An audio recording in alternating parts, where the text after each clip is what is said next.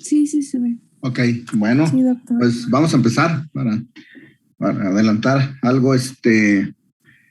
Pues vamos a ver algo de electro, que es lo que llevamos. Necesito hacer un poquito de espacio ya en las clases del programa para las prácticas. Entonces, yo creo que ya entrando las programamos. Y bueno, pues por aquí nos quedamos, aunque sea a lo mejor repetimos algunas, dos, tres, pero este es un trazo en el cual vemos en la línea de base que no es lineal, hay una serie de ondas, ¿verdad? Que aunque no se ven muy claras, parecieran P's, pero por ejemplo entre dos RRs, que aquí donde estoy señalando, pues se ven dos ondas, aquí una, aquí otra, se ven ondas pues se ve una irregularidad sobre la línea de base. Obviamente aquí nos ponen las derivaciones D2 y B1 porque es en las cuales se tiene que buscar con mayor énfasis la onda P cuando no se visualiza. Aquí pareciera que hay P's antes de cada QRS, sin embargo la morfología de esa onda que se visualiza ahí pues no es igual, tiene diferente forma, tamaño, duración. Aquí las vemos, ¿verdad? A veces ocupamos un trazo más largo, obviamente, que el que se puede mostrar en una diapositiva. Lo que llama la atención, pues, es la irregularidad de la distancia entre una R y otra R.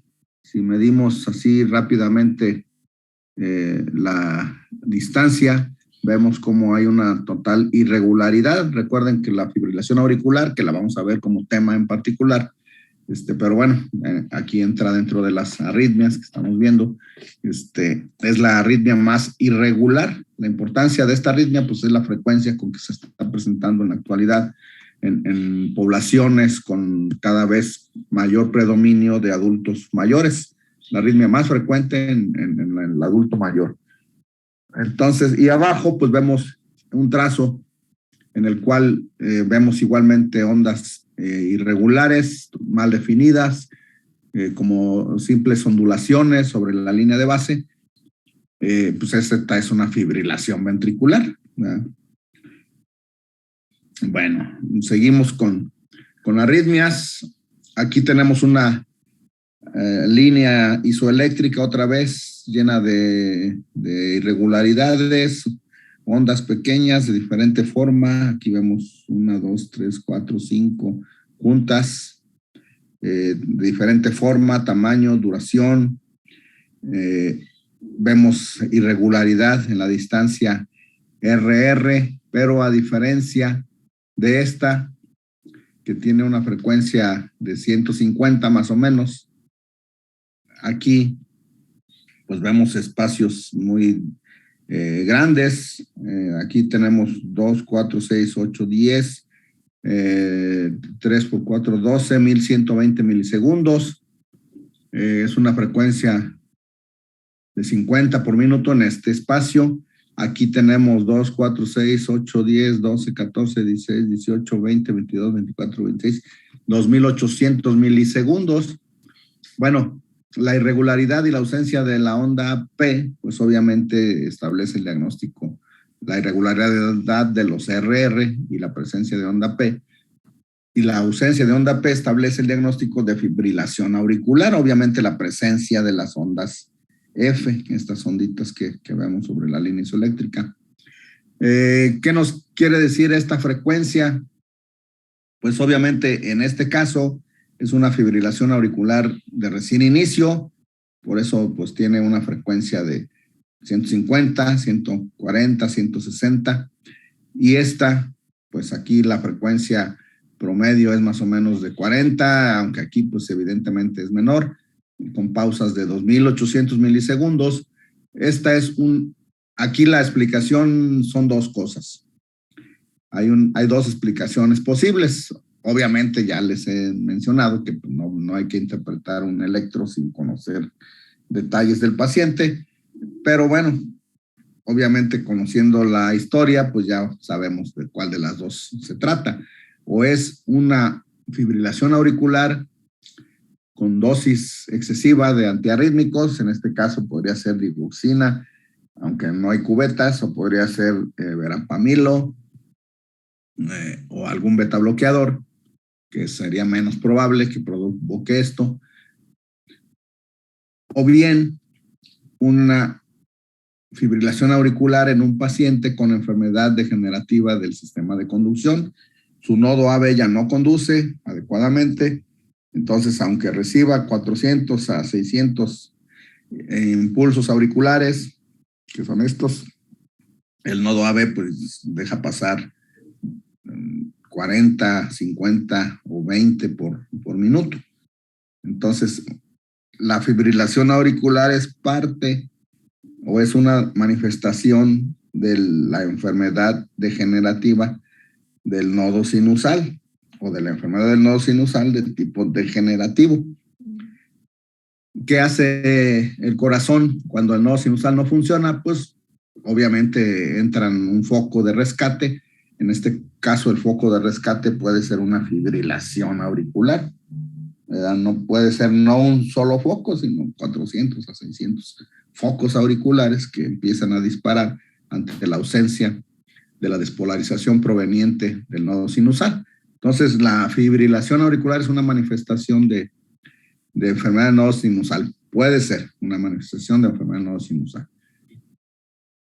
Y aquí tenemos una arritmia que ya habíamos visto, la forma que les mencioné de cadena de ADN, ¿verdad?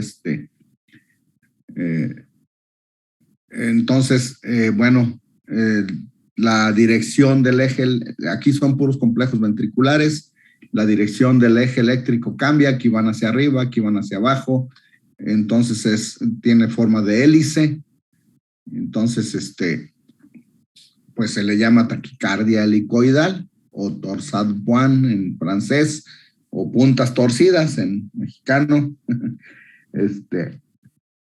Es una arritmia.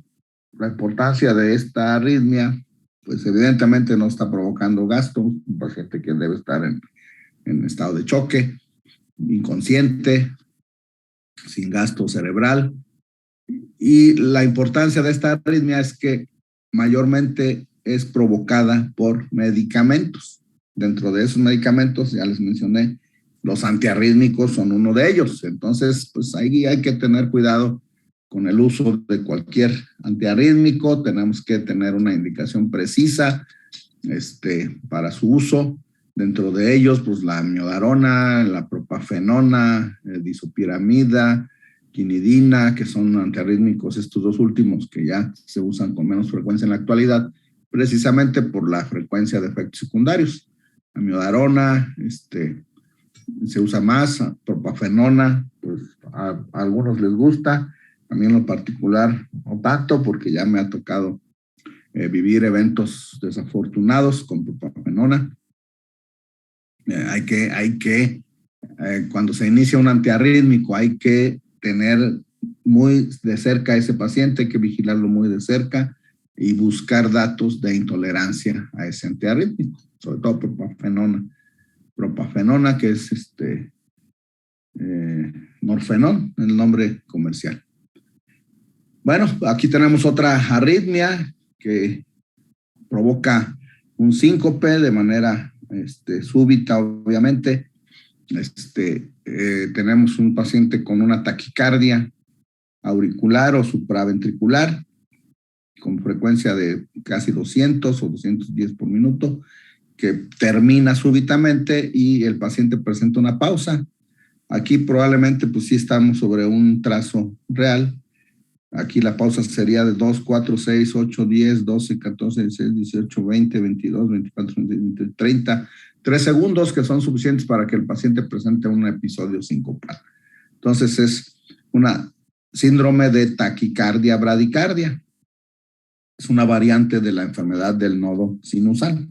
No hay función normal del nodo sinusal, entonces el nodo pues no entra, tarda en entrar, está enfermo, no dispara a la frecuencia que debe disparar y eso provoca esas variaciones tan importantes en la frecuencia cardíaca con la sintomatología correspondiente, palpitaciones y episodios sincopales.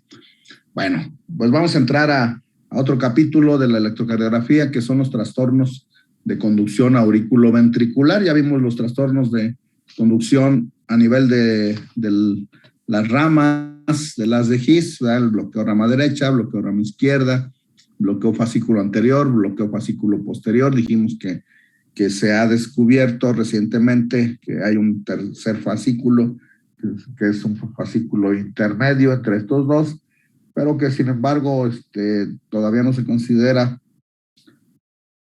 porque no se sabe cuál sería la expresión electrocardiográfica de cuando este fascículo se bloquea. Entonces, y es un fascículo inconstante, entonces pues lo dejamos en dos fascículos, antero superior, postero inferior, un sistema de conducción trifascicular, dijimos, rama derecha, más dos fascículos de la rama izquierda. Ahora vamos a los trastornos de la conducción del nodo auriculoventricular, ¿verdad? Aquí el enunciado pues nos dice que el clínico debe de tratar de responder dos preguntas cuando se examina un electro en un paciente con un aparente bloqueo auriculoventricular. En primer lugar, ¿cuál es el grado de bloqueo? Hay 3 grados, primero, segundo, tercer grado o completo. ¿Y cuál es el nivel más probable del bloqueo? Es decir, el nivel puede estar dentro del nodo AB o debajo del nodo AB, infranodal, es decir, en el sistema de la rama principal del haz de His, debajo del nodo auriculoventricular. ¿Por qué tiene importancia esto? Aquí se lo estoy poniendo. El bloqueo puede estar dentro del nodo AB o en la rama principal del haz de His.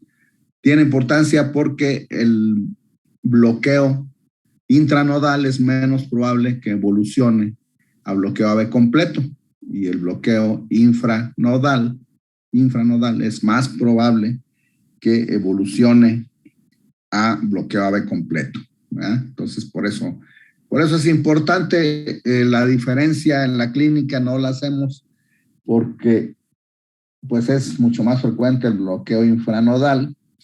Tendríamos que hacerle un estudio electrofisiológico a ese paciente. Quizás esta razón parezca un poco impropia, pero bueno, tendríamos que hacerle un estudio electrofisiológico para valorar a qué nivel está el bloqueo. Y el estudio electrofisiológico pues cuesta el doble de lo que le podría costar el marcapaso, ¿verdad? Entonces, ese paciente quizás tarde o temprano va a ocupar un marcapaso con mayor o menor probabilidad, pero con la suficiente probabilidad para justificar la colocación de un marcapaso definitivo. Sin embargo, bueno, pues siempre es conveniente cuando se puede saber ventricular de primer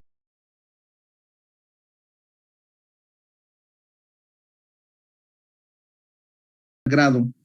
Aquí vemos en la gráfica, aquí pues sí estamos ante una cuadrícula que corresponde a este electro.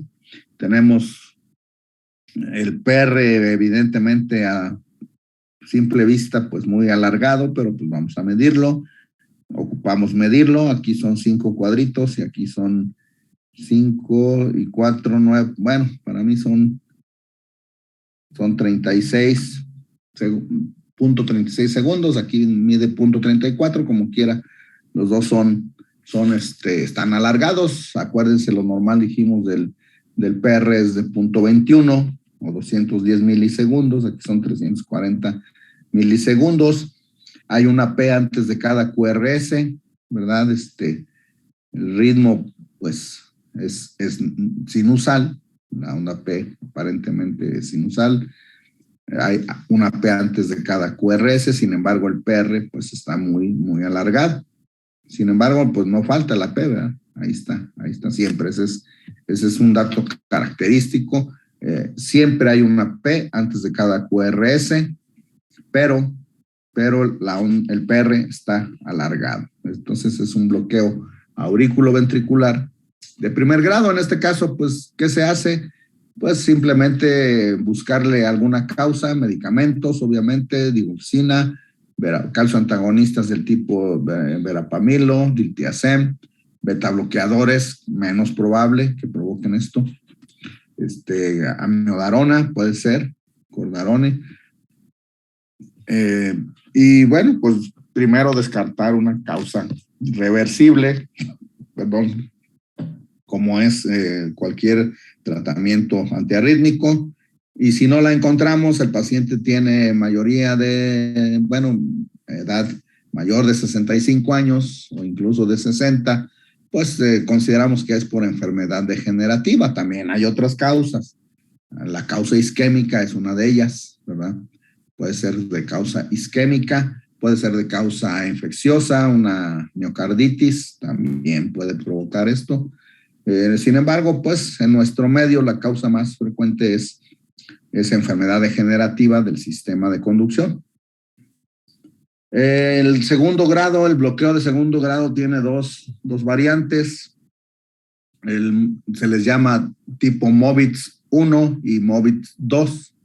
MOVITS 1 se le llama también de Wenckebach, ¿verdad? Y la característica es que tenemos pues aquí visualizamos las ondas PES, las QRS. Siempre hay que seguir la relación P-QRS.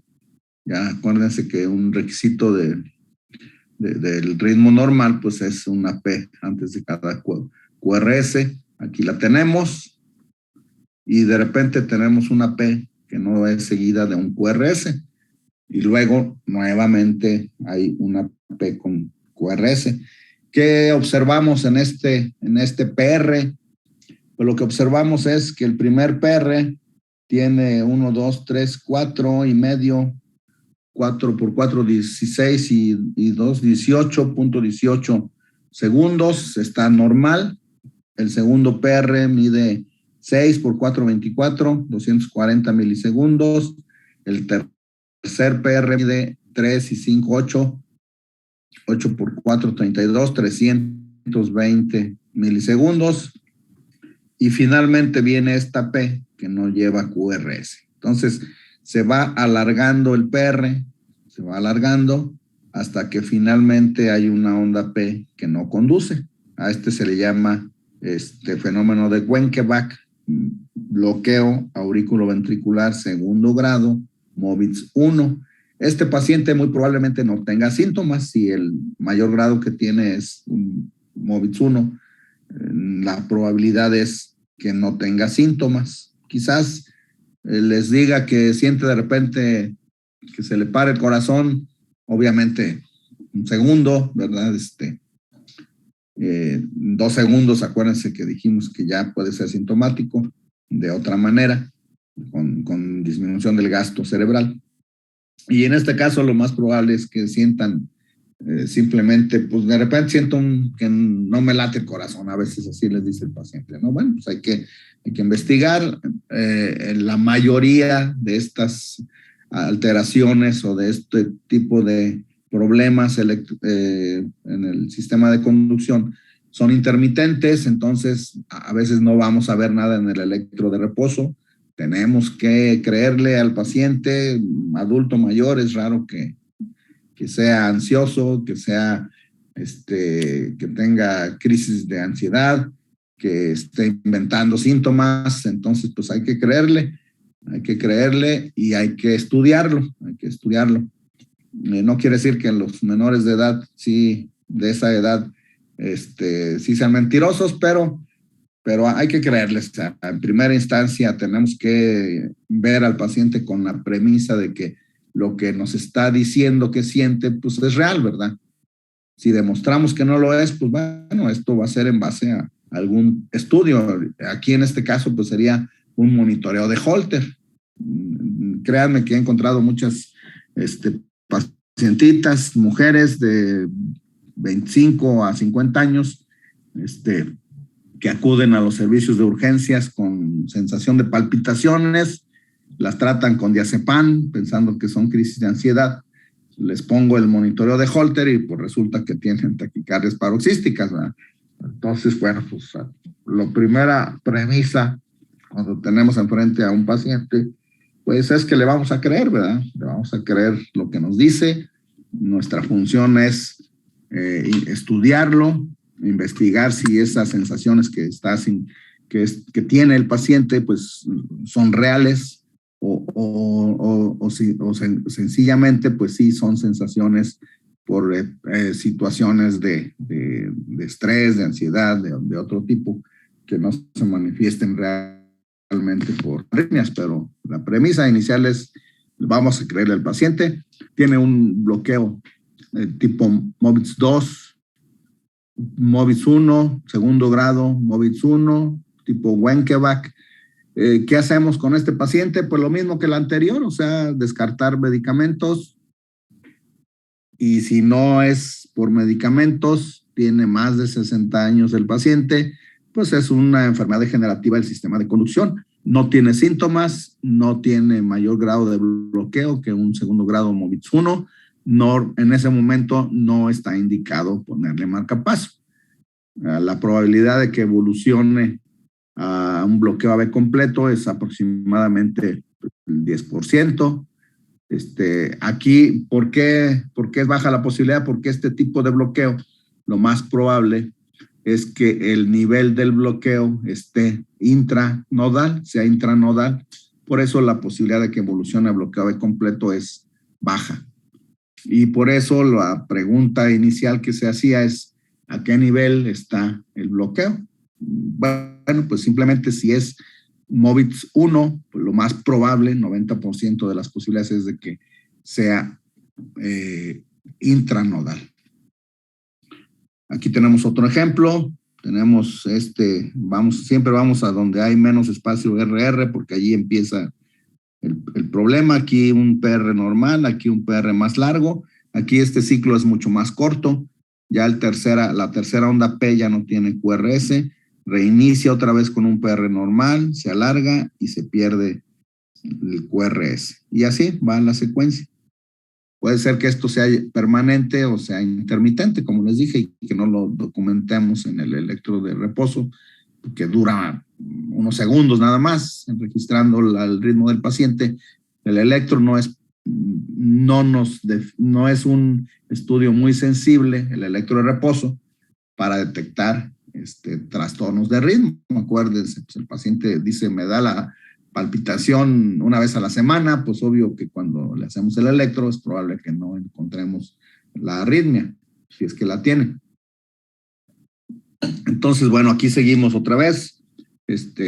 Hay otra cadencia, nada más hay 2 P seguidas de QRS, la tercera ya no tiene QRS, pero pues sigue siendo un bloqueo de segundo grado tipo MOVITS 1 o con fenómeno de Wenckebach. Este paciente, aquí vemos otra tira de ritmo en la cual pues primero lo que tenemos que hacer primero es buscar las ondas P, ¿verdad? Aquí hay una P con su QRS, el PR mide 160 milisegundos, es normal, y súbitamente hay otra P que no conduce. La siguiente P, la tercera P, otra vez mide 160 milisegundos, es decir, un PR normal. Otra vez una P con PR normal, con QRS, y otra vez una P que no conduce. O sea que aquí no está presente el alargamiento progresivo del PR, sino que este PR es normal, esta no conduce. PR normal, no conduce. PR normal, PR normal, P sin QRS, o sea que no conduce. Entonces aquí la aparición de la P que no conduce es súbita. No hay aviso previo como el alargamiento progresivo en el MOVITS 1. Este es un bloqueo AB con MOVITS 2, segundo grado, MOVITS 2. En ritmo sinusal, obviamente, la P, pues ya si vemos las características en el electro completo, pues tendría características de un ritmo sinusal de base. Causas otra vez las mismas que les dije, medicamentos primero, enfermedad degenerativa después, isquemia miocárdica, tercer lugar, y probablemente ahorita con la cuestión del COVID, pues evidentemente que hay que descartar una causa infecciosa, una miocarditis. Las más frecuentes son las virales. Puede ser causa de este tipo de trastornos. Les pongo el pie de diapositiva para que después, pues ya con calma lo lean, ¿verdad? Y no, en estos casos, pues yo les describo lo más importante de lo que estamos viendo, pero pues sí es conveniente, por eso se los pongo aquí, que después con calma lean los pies de diapositiva. Frecuentemente traen alguna otra información relevante que me interesa que tengan también ustedes. Entonces, aquí tenemos otra tira de ritmo. Buscamos la P. Aquí está. Mide 5 cuadritos, 200 milisegundos. O sea que es normal el PR. Una P que no conduce. Una P de 5 cuadritos. PR normal. Otra P que no conduce. Otra P que no conduce. Y la siguiente P es 1, 2, 3, 4, 5, pues es 5 cuadritos, PR normal, otra P que no conduce, otra P con PR normal. Aquí hay P sueltas sin previo aviso, tampoco, ¿verdad? O sea que hay PR normal, las que sí conducen tienen PR normal. Y súbitamente hay P's, que puede ser una sola entre dos latidos, o pueden ser dos, o pueden ser más, ¿verdad? Bueno, aquí tenemos dos. Este grado de bloqueo obviamente es más avanzado que este otro, ¿verdad? Donde tenemos nada más una P por ahí que no conduce. Aquí ya hay dos P's. Este paciente tiene mayor grado de bloqueo.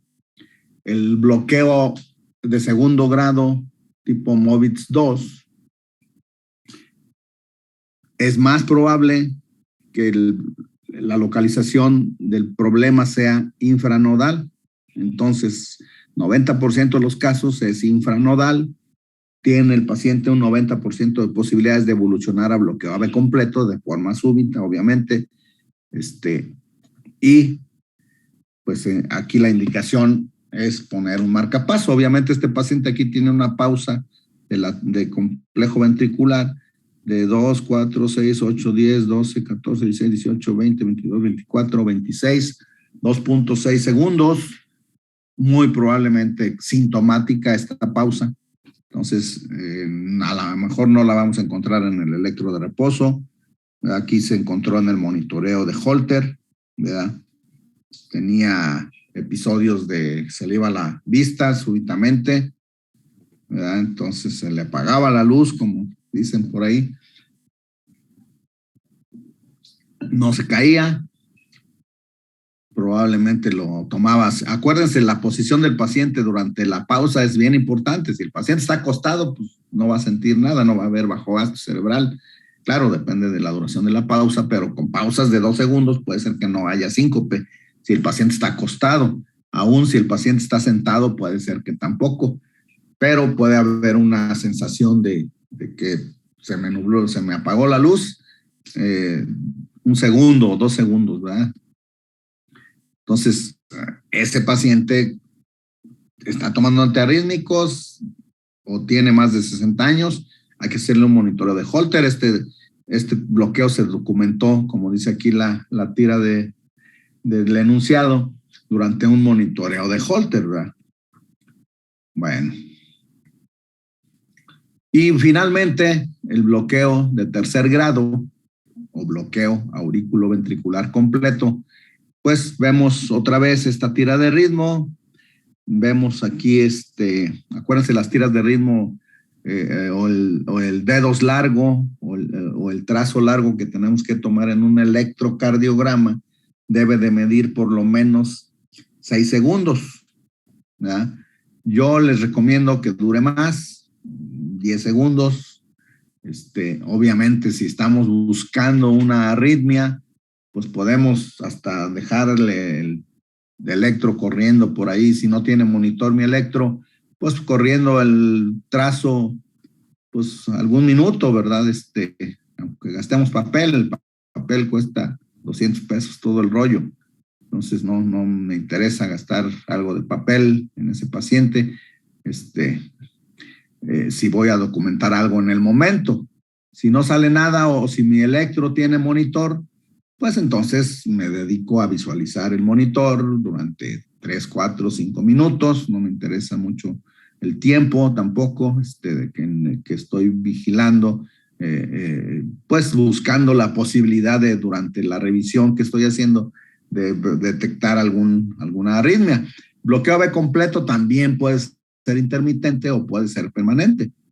Y aquí tenemos cuál es la característica. Pues vamos a ver aquí una P, aquí tenemos otra. Acuérdense que les dije que siempre agarren su papelito, una tarjetita, marquen la primera P que observen y a partir de ahí póngale una marca al papelito después en cada P que encuentren.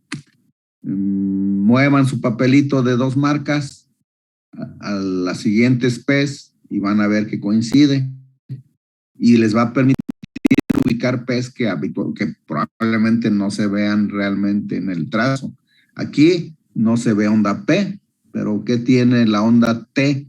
Pues está deformada.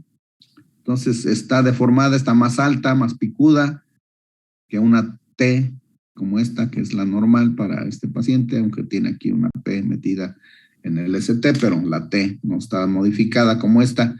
Entonces, si yo tengo mi marquita aquí, la pongo sobre esta P, mi siguiente marca va a coincidir con esta T, que está deformada.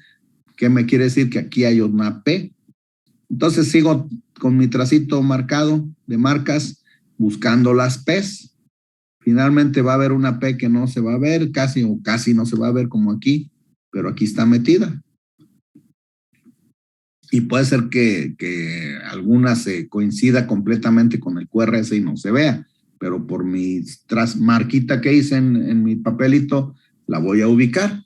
Entonces es una forma pues muy sencilla, ¿no? Muy práctica de buscar ondas P's. ¿Y qué vemos aquí entonces? Que hay muchas P's y hay pocos QRS. La P pues tiene su frecuencia, 300, 150, 100, más o menos, 80, 100.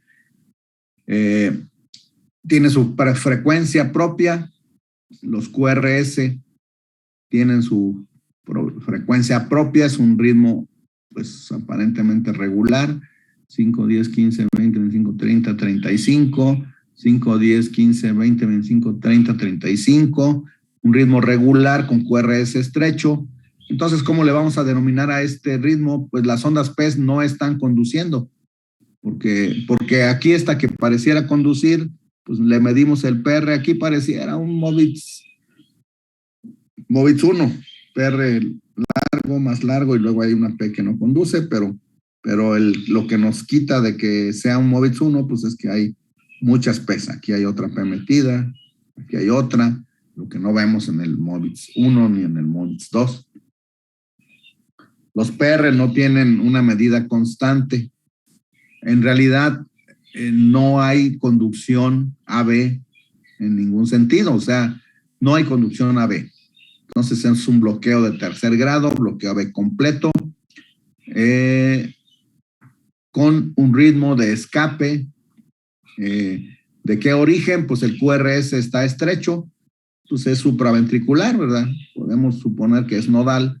Entonces tenemos la descripción de este tipo de ritmo, pues vamos a decir que es un bloqueo aurículo-ventricular completo o de tercer grado, con ritmo de escape nodal, con una frecuencia 300, 150, 175, 60, 50, 40, de 45 por minuto, ¿verdad? Entonces, probablemente este paciente, ¿con qué síntomas va a llegar? Pues probablemente les va a decir, pues sentí como que me quise caer hace 3 días y pues ya ahorita pues nomás me siento algo cansado, ¿verdad? ¿Qué pasó? Pues que ese paciente hace 3 días tenía 80 de frecuencia, súbitamente presentó el bloqueo, le bajó a 40 la frecuencia, sintió una especie de mareo.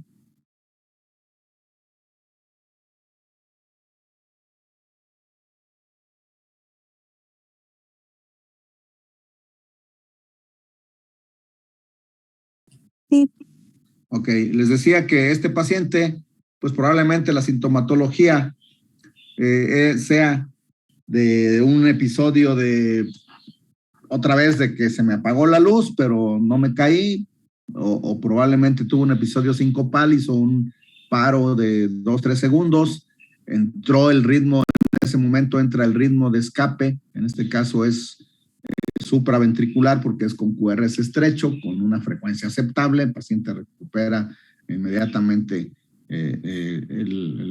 la conciencia y se mantiene asintomático porque ya la frecuencia 45 pues le permite tener un flujo cerebral pues suficiente para no tener síntomas de bajo gasto cerebral. Puede ser que les refiera un episodio sincopal y después de eso empezó con fatiga. No, me canso muy rápido, me falta el aire o me siento agotado.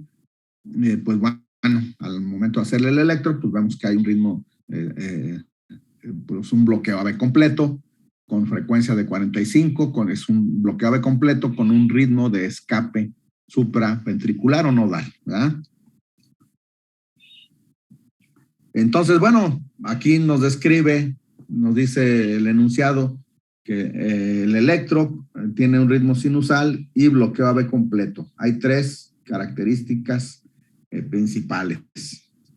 La onda P es positiva en D2 con un ritmo sinusal relativamente regular, que es mucho más rápido que el ritmo ventricular, ¿verdad? O que el QRS, lo que ya les había mencionado.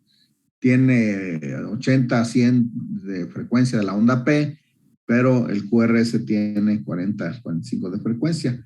Existen complejos QRS presentes. Aquí le está describiendo el electro, cosa que, pues, que ya hicimos, pero con una frecuencia baja. Y las ondas P no tienen relación con los complejos QRS. Los PR son variables, no se van alargando como en el MOBITS 1, sino que aquí no hay QRS, aquí hay un PR muy largo, aquí hay una P metida sobre el ST, aquí hay otra P con un PR aparentemente muy largo. Un PR muy largo pues significa que no hay conducción AB. Aquí está la otra P antes de que aparezca el QRS. Entonces no hay una relación de conducción entre la P y el QRS. Ese es el bloqueo AV completo. Aquí tenemos otra tira de ritmo en donde ubicamos, aquí ponemos en nuestro papelito la marca de la primera P que visualizamos, la de la siguiente P, y con esa marquita nos vamos buscando las P's. Aquí hay una P, aquí hay otra. La siguiente está aquí metida. Aquí está otra P que pareciera estar conducida, pero lo que implica que no está conducida es que no modifica la frecuencia de los QRS. Marcamos también nuestros QRS y vamos midiendo la frecuencia. Es un ritmo regular con QRS ancho, con una frecuencia más baja que el paciente anterior. Aquí la frecuencia de las ondas P es de 300, 150, 100, 75. Hagan el ejercicio siempre para que se aprendan esos numeritos. Y la frecuencia de los QRS, 300, 150, 100, 75, 60, 50, 40, 30, 20, pues está entre 20 y 30 latidos por minuto, ¿verdad? Este paciente tiene un bloqueo AV completo con un ritmo de escape ventricular. Acuérdense, la frecuencia del ventrículo es de 20 a 40 o de 15 a 40 en otras referencias. Y este paciente, pues probablemente sí está muy sintomático, ¿no? Camina, se cansa, tuvo un síncope, o de plano está con depresión del estado de alerta, ¿verdad? Entonces, este paciente, dependiendo, cuando un paciente llega a un servicio de urgencias refiriéndose un episodio sincopal 24, 48 horas antes, ese paciente llega con un bloqueo AV completo, hay que ponerle un marcapaso temporal. ¿Por qué? Pues porque es y sobre todo, si el ritmo de escape es ventricular. ¿Por qué? Pues porque los ritmos que no son el sinusal son ritmos inestables. Nadie me asegura que este paciente en las siguientes 6 horas va a seguir con ese ritmo de escape ventricular. ¿Qué puede suceder? Pues que el ritmo de escape se pare y el paciente fallezca súbitamente, nada más, ¿verdad? Entonces, yo recibo en urgencias a este paciente con un episodio sincopal hace 3 horas, le tengo que poner un marcapaso temporal para darle una frecuencia aceptable, 60 por minuto, y investigar la causa. No hay causa reversible, tiene una enfermedad degenerativa, tiene 80 años. El paciente, pues lo programo para ponerle un marcapaso definitivo. Previamente, el temporal le va a mantener una frecuencia aceptable y va a evitar que el paciente fallezca por paro cardíaco, ¿verdad? Entonces, un ritmo ventricular es inestable. Un ritmo supraventricular de escape, pues es menos inestable, menos probable que el paciente se pare. Pero, pues bueno, en el entorno de un paciente con episodio sincopal reciente, pues lo mejor es ponerle un marcapaso temporal, asegurar la vida de mi paciente y programar el marcapaso definitivo. Lo hacemos así porque, bueno, esa es la principal razón. Otra razón menos médica o menos desde el punto de vista médico, pues es que aquí en Celaya, por ejemplo, no tenemos un distribuidor de marcapasos definitivos. Si yo le llamo al ingeniero, que es el encargado de la compañía que vende los marcapasos definitivos, pues está en León, está en Querétaro, quizás está en un procedimiento, también venden catéteres, están en una angioplastía urgente, no pueden venir en este momento y si se viene, pues se va a tardar 30 minutos, 40, 1 hora, 2, 3 horas, que pueden ser suficientes para que el paciente haga un paro cardíaco. Entonces, el marcapaso temporal, pues habitualmente aquí en nuestro medio, los hospitales tampoco tienen marcapasos temporales, alguno lo tendrá, pero es raro.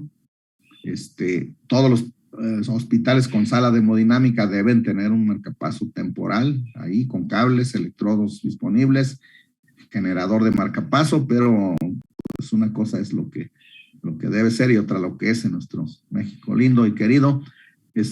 Pero si el hospital no tiene sala de hemodinamia, pues menos probable que lo tenga. Los cardiólogos obviamente tenemos nuestro equipo de marcapaso temporal y pues en el momento que vemos al paciente, pues si no lo traemos ahí cargando, pues por lo menos nos tardaremos algunos minutos en hacernos en ir por él o en cargarlo y llegar rápidamente, de tal manera que podemos actuar prontamente para atender a ese paciente y darle una frecuencia aceptable. Entonces aquí el diagnóstico otra vez, bloqueo AV completo de 3er grado, causas, pues hay que descartar primero medicamentos, segundo enfermedad generativa, tercero enfermedad isquémica, cuarto infecciosa, más frecuente viral, miocarditis viral, pero en nuestro medio la más frecuente causa es la enfermedad degenerativa. Bueno, pues aquí también hay que descartar otros factores. Esta es una tabla del Braunwald. Dice, bueno, ya no la he actualizado, ya se las voy a poner en español, ¿verdad? Con el Braunwald nuevo que nos ofreció la escuela, que tenemos ahí en la computadora. Bueno, tenemos que descartar algunas condiciones que pueden causar trastornos temporales, ¿verdad?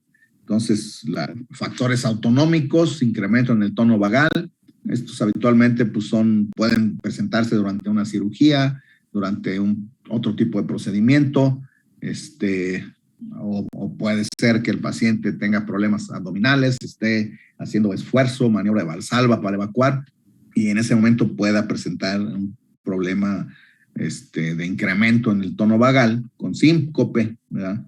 Medicamentos, ya les dije, ya les mencioné cuáles, la digoxina, betabloqueadores, bloqueadores de los canales del calcio, así en la práctica pues es o digoxina o es verapamilo. Betabloqueadores pueden ser en menos frecuencia. Cardiopatía isquémica, especialmente la aguda, infarto agudo de miocardio, problemas inflamatorios, pues esto ya se los mencioné, se los vine mencionando, ¿verdad? Y las causas permanentes, pues obviamente también puede ser un infarto agudo que provoque bloqueo AV completo.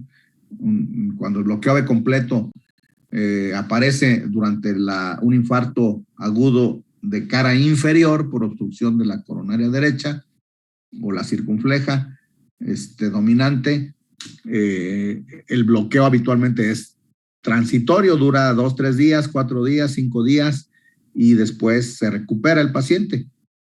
Entonces, probablemente ocupe un marcapaso temporal, pero no un definitivo. Sin embargo, cuando el infarto es en la cara anterior, la explicación de la reversibilidad del bloqueo en el infarto inferior es que la disfunción del nodo AV es por isquemia.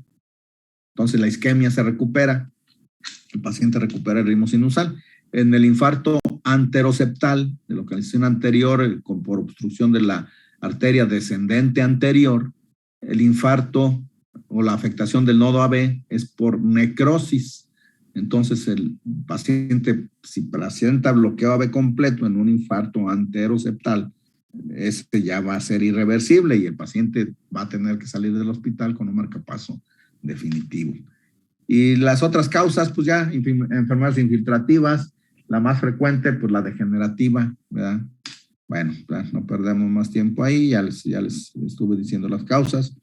Este es otro trazo de ritmo donde vemos un PR aquí muy largo, luego una P que no conduce, un PR largo, igual al PR de acá, miden lo mismo, y una P que no conduce. PR largo, P que no conduce, pues es un bloqueo auriculoventricular tipo MOVITS de segundo grado, MOVITS 2, ¿verdad?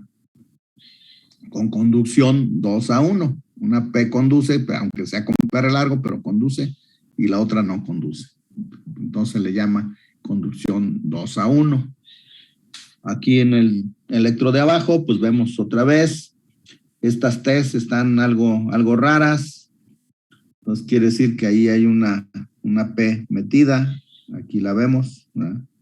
Aquí vemos las P's y aquí está una metida sobre la T que en las demás derivaciones prácticamente no se ve, por eso hay que analizar todas las derivaciones con mucho detalle, hay que ver un paciente bradicárdico, pues hay que analizar las T's para ver si no hay P's metidas ahí, que estén explicando la presencia de un bloqueo AV. En este caso, pues otra vez es una conducción 2-1, 2 P's por un QRS, 2 P's por un QRS.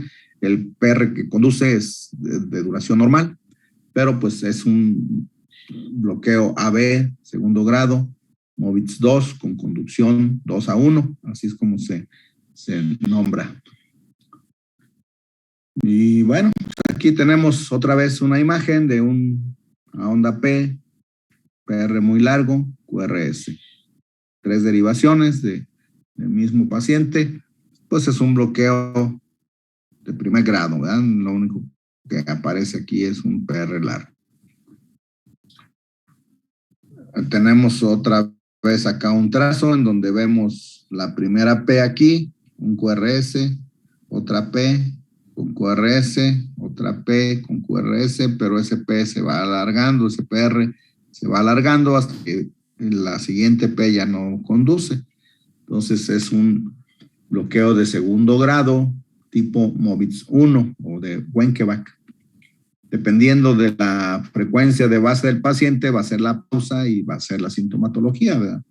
Ya hablamos de eso. Otra vez, un PR, pues este PR está cortito, luego se alarga, pero aquí esta P tiene su QRS, no hay P's en este intervalo, aquí hay otra P con QRS, pero más largo el PR, otra P con QRS, pero con un PR todavía más largo, y la siguiente P ya no tiene QRS. Otra vez es un bloqueo segundo grado, MOVITS 1 tipo Wenckebach. Otro trazo en el que vemos, este es el anterior, es igual a este. Bueno, Se me fue repetido. Otro trazo en el cual vamos a ver, aquí, bueno, vemos esta P. Lo primero que vemos es una P que no conduce, luego una P con QRS, otra P que no conduce, una P con QRS, no conduce, P con QRS, con PR igual a este y a este. Entonces, ese no es un Wenckebach, no es un MOVIS 1, es un MOVIS 2. Este paciente está más bloqueado que el anterior, o el grado de bloqueo es mayor, y este paciente requiere, aunque esté asintomático, aunque no diga que tiene síncope, este paciente tiene 90% de posibilidades de evolucionar en los siguientes horas, días, meses a un bloqueo AB completo, presentar síncope o morir súbitamente. Esas son las dos posibilidades. En un 90% de los casos, entonces, pues hay que ponerle un marcapaso definitivo, ¿verdad? Bueno, y aquí pues les pongo ya algo de lo que ya hemos mencionado, se los pongo en este enunciado para que lo vuelvan a repasar. Desde el punto de vista electrocardiográfico, el bloqueo AB completo se caracteriza por presencia de ondas PES y complejos QRS que no guardan una relación entre sí, siendo la frecuencia de las ondas P mayor que las de los QRS, obviamente, ¿verdad? La localización de las ondas P es caprichosa, pudiendo encontrarse delante de un QRS, no verse porque están enmascaradas por los QRS, o verse sobre la onda T, lo cual ya lo vimos en los trazos previos. Y la morfología de los QRS dependerá del lugar de origen del marcapaso subsidiario. Marcapaso subsidiario es el marcapaso de escape. Si es supraventricular, el ritmo de escape, pues el QRS va a ser estrecho, tiene menos posibilidades de morir súbitamente ese paciente. Si es un ritmo de escape ventricular, es un ritmo inestable, con altas posibilidades de bloqueo completo, que puede fallecer súbitamente. A lo mejor no está bien que se los diga, pero bueno, esto es importante que lo tomen en cuenta. Ya les he dicho que pues no es una primicia también del médico, es no hablar mal de los colegas, ¿verdad? Ni exhibirlos, ni mucho menos. Sin embargo, bueno, pues suceden cosas que tiene uno que comentar por cuestiones de malas decisiones. Obviamente no señalar a nadie, pero sí les comento, por ejemplo, que pues yo trabajé, les he mencionado ya 10 años en la T1 de León, donde recibíamos gente, es un hospital de concentración, ahorita ya es Centro Médico Nacional, en donde recibíamos pacientes bloqueados todo el tiempo. Yo los recibía, cada que yo los recibía, pues obviamente les ponía un marcapaso temporal, porque en ese momento pues está en urgencias el paciente, hay un proceso que ya saben en las instituciones de salud gubernamentales, pues el paciente llega a urgencias, se le atiende y pues hay 2, 3 pacientes más esperando un marcapacito, entonces pues hay que asegurarlo para que no se bloquee, para que no se pare el corazón y pueda esperar su marcapaso, su programación a marcapaso definitivo, ¿verdad? Pues sucedía en el seguro que llegaban los pacientes en fin de semana, hace 20 años no había cardiólogos en los 3 turnos como ahora. Llegaba el fin de semana, no se le ponía marcapaso y pues el paciente fallecía el sábado o el domingo porque pues no había cardiólogo, no se le ponía marcapaso. Obviamente esto dependía del directivo que se encontrara y del médico que atendiera al paciente en urgencias, ¿verdad? A mí me hablaban, yo trabajé de noche también y o trabajé de tarde la mayor parte del tiempo, pero había un subdirector de noche que cuando llegaba un paciente bloqueado, pues así fueran a 1, 2, 3, 4 de la mañana, me avisaba que había un bloqueado en urgencias del seguro, no era mi turno, pero pues era un trabajo que se le llama de subrogación. Mandaban por mí a la ambulancia, iba, le ponía el marcapaso temporal y el paciente amanecía pues ya en mejores condiciones, ¿verdad? Entonces, pues la suerte del paciente depende del médico que lo vea. si tienen la suerte de que lo vean ustedes y saben cómo actuar, pues qué bueno por el paciente.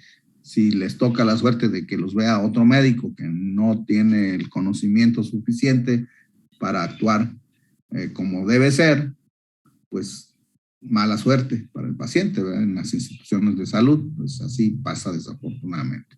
Pero bueno, son cosas que, como les digo, pasan y pues hay que transmitirlas porque no deben de pasar y no deben de seguir pasando. Y seguramente ya desde que hay los 3 turnos de cardiología en el seguro, pues ya no pasa en León, por lo menos, ¿verdad? Pero pues el único que tiene 3 turnos en el estado es León, nada más. Los demás ni siquiera en el día tienen cardiólogo, algunos hospitales de salubridad o de seguro social, ¿verdad? Pero bueno, ya ese es otro boleto. Entonces tenemos otra tienda, buscamos la onda P, aquí está muy pegadita, ponemos nuestra marquita en nuestro papelito a la siguiente P y nos vamos buscando P's con esas 2 marquitas.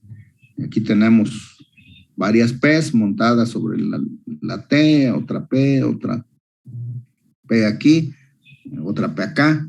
Entonces, pues evidentemente hay una serie de ondas P's con una frecuencia de 300, 150, 100, 75, 80 por minuto, con un complejo ventricular con una frecuencia 300, 150, 100, 75, 60, 50, 40, 30, con 30 por minuto, con un QRS muy ancho, un ritmo de escape ventricular.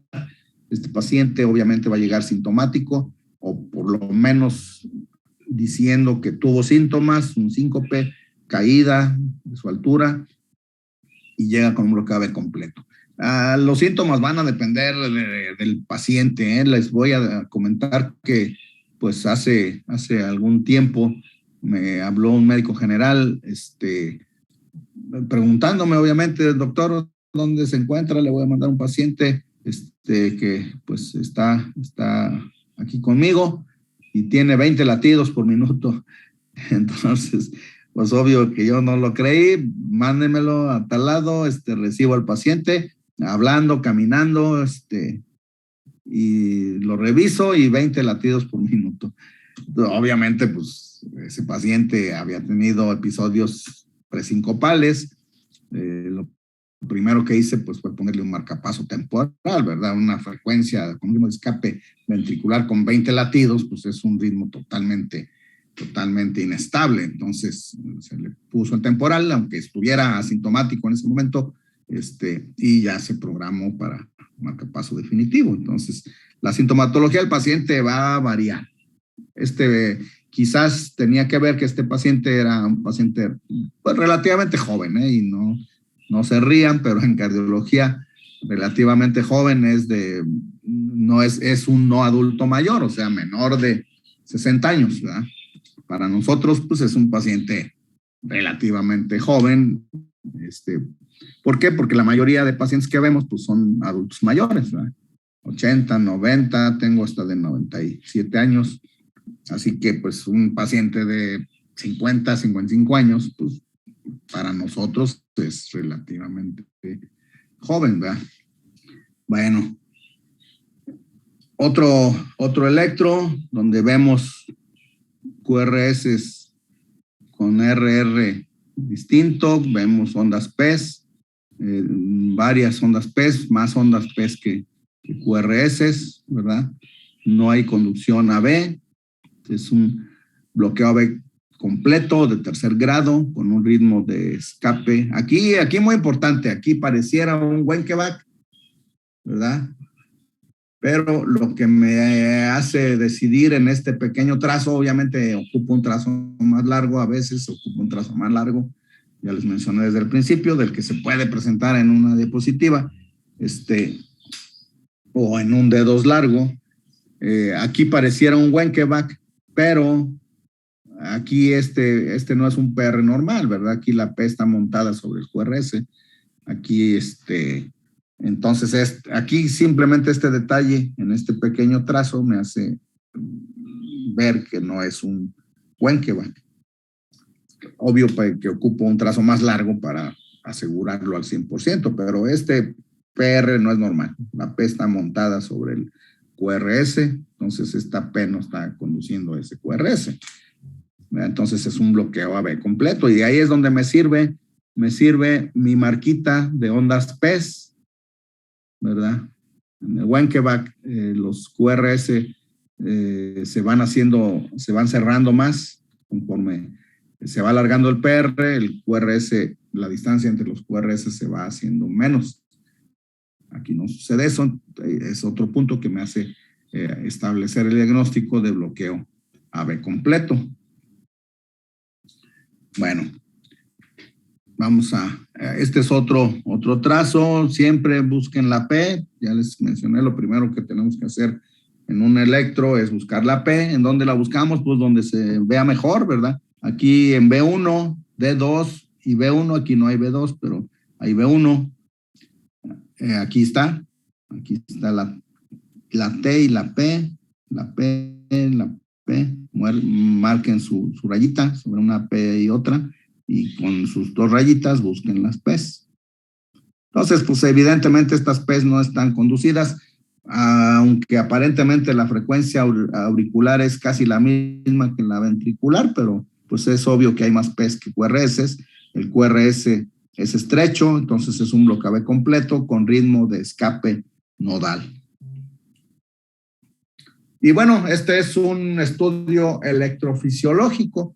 Este estudio electrofisiológico implica pues hacer un cateterismo cardíaco, meterle una serie de electrodos al paciente, conectarlos a una máquina especial, que es un equipo pues es un electrocardiograma especial, pues porque registra las deflexiones intracavitarias a través de esos cables, a través de esos electrodos que se colocan en la aurícula, en el ventrículo, en el seno coronario, y esto permite establecer estos trazos que vemos aquí abajo. Acá arriba tenemos el electrocardiograma de superficie y este es un electrograma intracavitario, así se le llama, un electrograma de His o un electrograma intracavitario.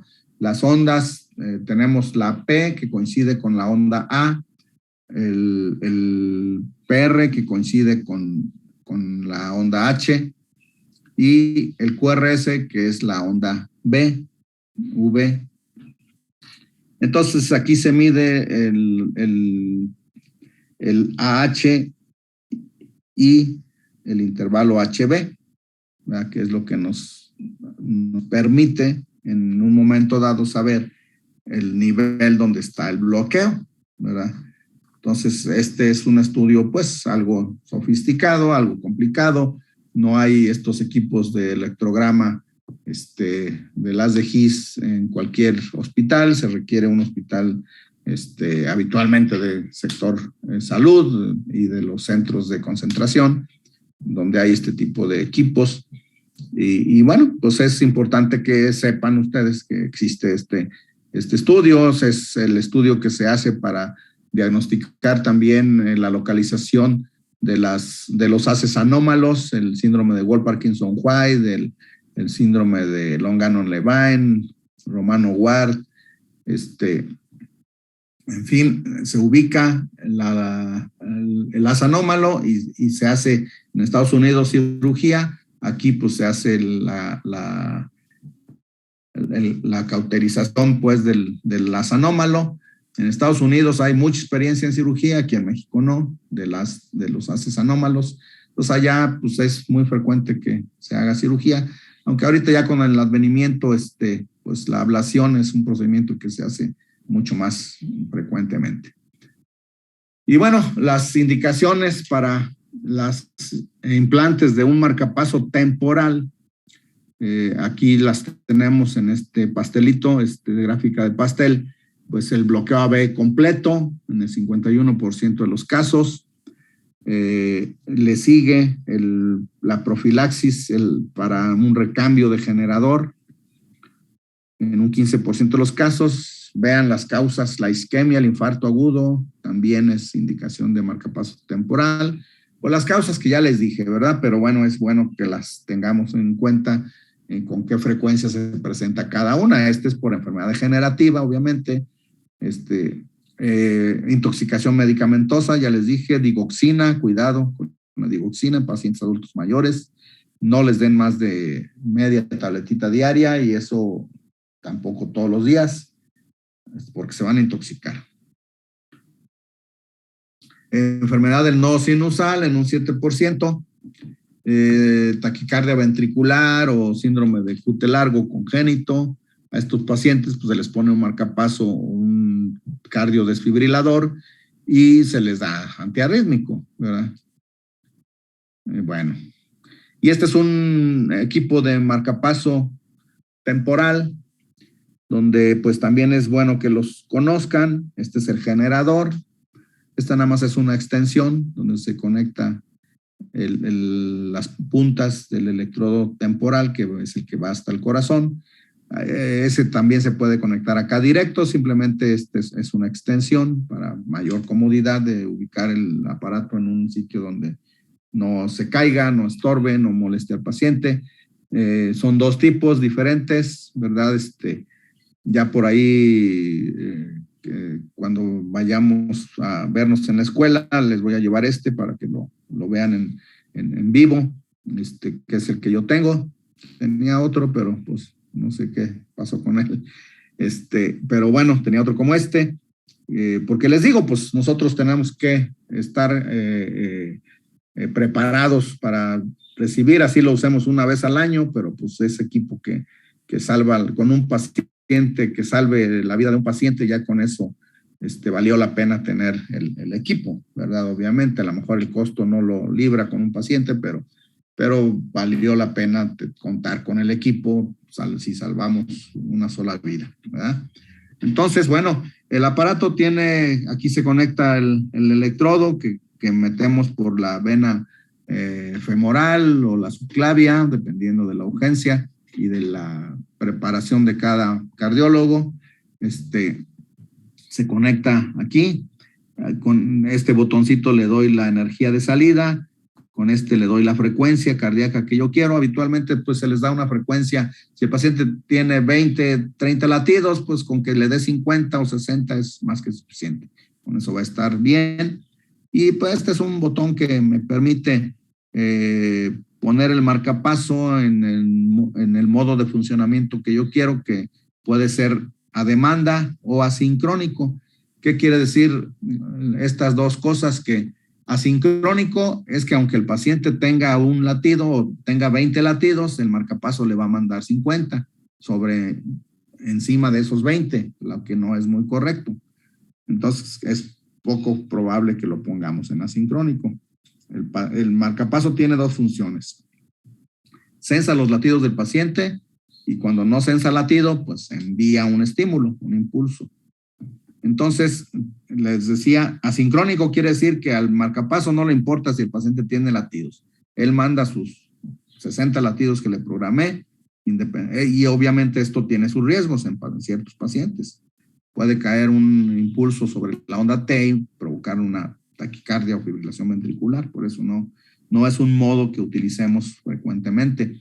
Y a demanda quiere decir que si el paciente tiene un latido, el marcapaso lo censa y no dispara. Entonces solamente dispara cuando el paciente lo ocupa, cuando capta una pausa suficiente. En este caso sería de 1000 milisegundos para un mayor de 1000 milisegundos, porque lo estoy programando a 60. Entonces la distancia entre cada latido son 1000, es un segundo, pues, un segundo, 1000 milisegundos. Entonces ese es el generador temporal. Y este es el definitivo. Bueno, obviamente también por ahí voy a procurar llevarles uno para que los conozcan cómo son, pero el marcapaso definitivo pues ya se coloca por la vena subclavia, también se puede poner epicárdico. El electrodo va hasta la punta del ventrículo derecho, o por lo menos ahí se colocaba antes. Tiene ya un tiempo para acá que se observó que esta posición del electrodo puede provocar disfunción ventricular e insuficiencia cardíaca a largo plazo en pacientes que tienen marcapaso con electrodo en la punta del ventrículo, entonces se pone en el tracto de salida del ventrículo derecho sobre el septum interventricular. Aquí se pone la punta del electrodo en los definitivos. Los temporales pues, salen en la punta, ¿verdad?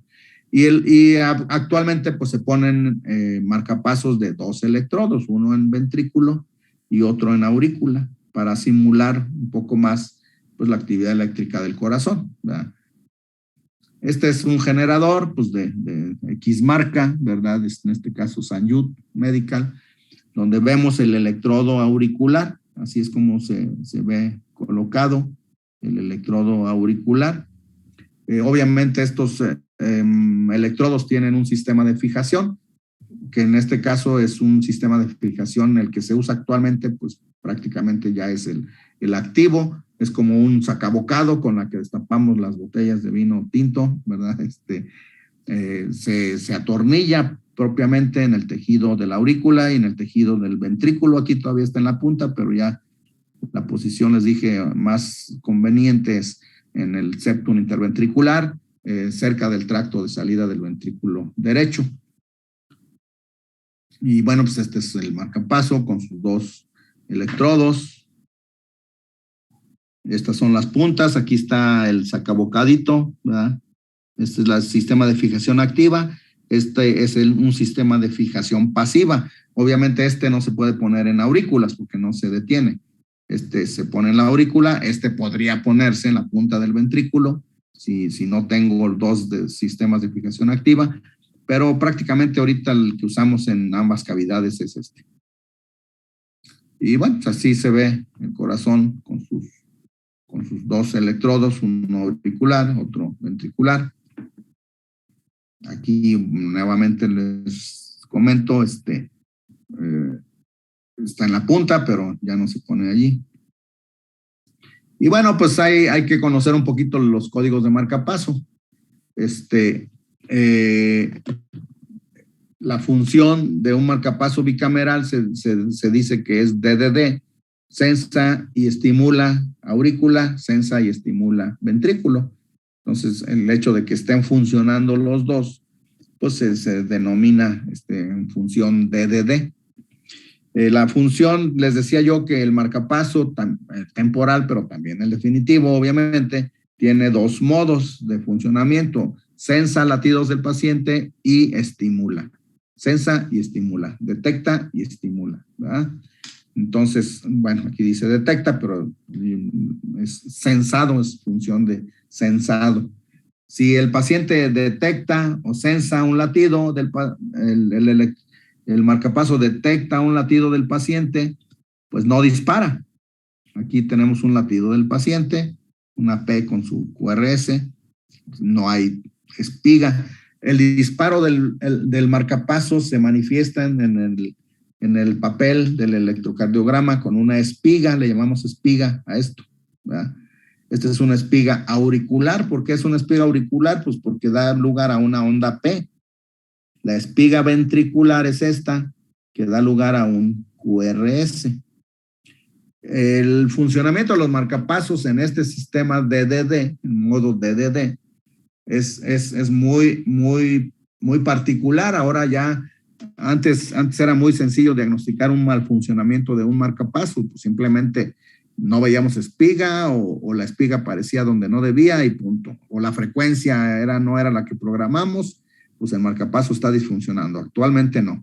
Actualmente el sistema de marcapaso es muy complejo. Entonces pues yo siempre les recomiendo, obviamente ustedes, los que se dediquen a la medicina general, pues en algún momento les va a llegar un paciente con marcapaso, ¿verdad? Y le mandan a hacer su electro con el doctor Simi o a la vida digna y ya les regresa el paciente con este trazo. Van a decir, caray, pues no está funcionando porque aquí no hay latido de marcapaso, ¿verdad? No hay espiga. Aquí hay una espiga nada más y aquí hay 2.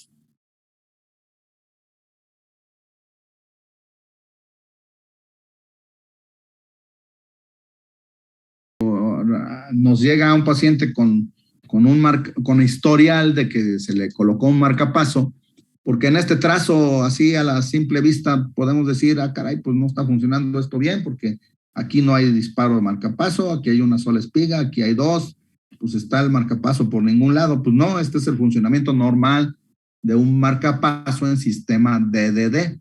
¿Qué está pasando aquí? Pues aquí el paciente tuvo onda P, entonces no dispara el electrodo auricular porque ahí detecta, sensa la onda P del paciente, seguido de un PR normal y un QRS. Entonces aquí no se ocupa el marcapaso, entonces el marcapaso no dispara. Aquí hay P, pero hay un PR que espera cierto tiempo, vamos a decir 210 milisegundos, que es el PR normal. No hay latido ventricular, bueno, perdón, aquí sí hay latido ventricular. Hay una espiga auricular porque la espiga origina una P. Y después hay un PR normal seguido de un QRS, entonces el marcapaso no dispara, ventricular no dispara.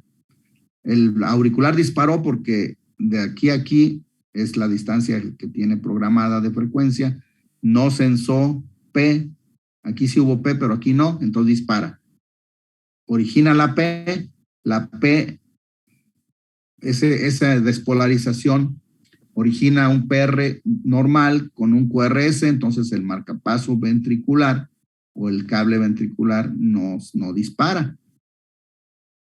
Y aquí no sensa ni P ni sensa latido ventricular del paciente, entonces disparan los dos del marcapaso, las dos cavidades, los dos cables funcionan, aurícula y ventrículo, ¿sí? Aquí nada más hay P, el marcapaso sensa esta P, no dispara la espiga auricular, pero se espera el PR, 210 milisegundos, no capta latido ventricular, dispara. O sea, esto lo hace en fracción de milisegundos. Esa es la tecnología, pues, que tenemos ahora con los marcapasos. Entonces, tenga mucho cuidado porque, pues, a mí me han hablado pacientes alarmados, ¿verdad? Porque, doctor, mi papá se mareó, fui al doctor, me hicieron un electrocardiograma en el seguro y me vieron en urgencias y el doctor me dijo que el marcapaso no está funcionando. Y pues no se imaginan la alarma que esto condiciona en el paciente y en la familia, ¿verdad? Pues gastaron más de 100,000 pesos en un aparatito que ya no está funcionando, según el doctor de urgencias que lo vio, ¿verdad? Entonces, tengan mucho cuidado. Pues obviamente a uno le hablan molestos, ¿verdad? Porque están pensando que algo se hizo mal y que el aparato está mal funcionando. Entonces, les vuelvo a decir la premisa: no hablen mal de los colegas, no hablen, todos estamos en esto, a lo mejor no siempre hacemos las cosas bien, pero bueno, lo sabemos nosotros. Lo más prudente es no externárselo al paciente, dedicarnos a resolverle el problema que tenga en el momento que yo lo estoy viendo y punto, ¿verdad? Pues acuérdense que la cuestión de las demandas en la actualidad ya tiene esto 20 años que ya se está haciendo costumbre las demandas a los médicos y no sé si lo saben, pero detrás de una demanda contra un médico, en la mayoría de los casos hay otro médico asusando al paciente, ¿verdad? Desafortunadamente, así son las cosas. Aquí en México, no sé, en otros lados, pero aquí sí. Entonces, pues hay que tener prudencia, ¿no? Hay que ver, hay que valorar bien al paciente, hay que, pues si yo soy médico general y no sé mucho de esto, pues mejor lo refiero a un especialista, ¿verdad? Para que el especialista cardiólogo también requiere apoyo. ¿Por qué? Porque yo le hago este trazo al paciente, o si sospecho que está mal funcionando el marcapaso, le tengo que hablar al ingeniero de la compañía que me surgió este marcapaso para que traiga su computadora y me analice ese marcapaso. Y entonces sí me diga si está funcionando bien o no. Los marcapasos funcionan como monitoreos, como un monitor también. Entonces, al interrogar el marcapaso con la computadora, ahí me va a aparecer lo que ha sucedido desde el momento en que se instaló hasta el momento en que lo estoy revisando. Si hubo algún episodio de mal funcionamiento, si hubo un episodio de arritmia, si hubo una taquicardia ventricular, si hubo una fibrilación auricular, el marcapaso me va a decir todo eso. Eso ya lo hacen los marcapasos actuales. Entonces, bueno, pues vamos a ver trazos de marcapasos. Estos marcapasos prácticamente ya, pues hay pocas indicaciones de un marcapaso auricular, es decir, un marcapaso con electrodo solamente en aurícula. ¿En quiénes se utilizan? Pues en pacientes jóvenes que tienen enfermedad del nodo sinusal, que tienen su nodo AB bien, tienen 20 años, tienen 30 años, pues se les pone un marcapaso auricular si el problema nada más es el nodo sinusal. Si es un paciente adulto mayor con enfermedad del nodo sinusal, aunque tenga su nodo AB bien, hay que ponerle un bicameral, ¿verdad? Porque tarde o temprano va a bloquearse el AB también. Entonces, si es por enfermedad degenerativa, pues tarde o temprano se va a bloquear en AB completo y con todo el marcapaso se va a morir o se va a caer o va a tener síncope. Si solo tiene una auricular y el AB no conduce en algún momento dado. Este es un paciente al que se le puso un marcapaso y bueno, aquí puede ser que la fibrilación auricular ya la tuviera o la desarrolla después de haberle puesto el marcapaso. Sin embargo, pues como ven, sigue sin haber complejos del paciente. Todos los complejos aquí son estimulados por el marcapaso. Y aquí este paciente pues tiene solamente un electrodo ventricular, que eran los que se ponían inicialmente, o nada más auricular o nada más ventricular. Y ahorita ya se ponen los marcapasos con dos electrodos, un auricular y otro ventricular. La frecuencia de un marcapaso habitualmente se programa a 60 por minuto.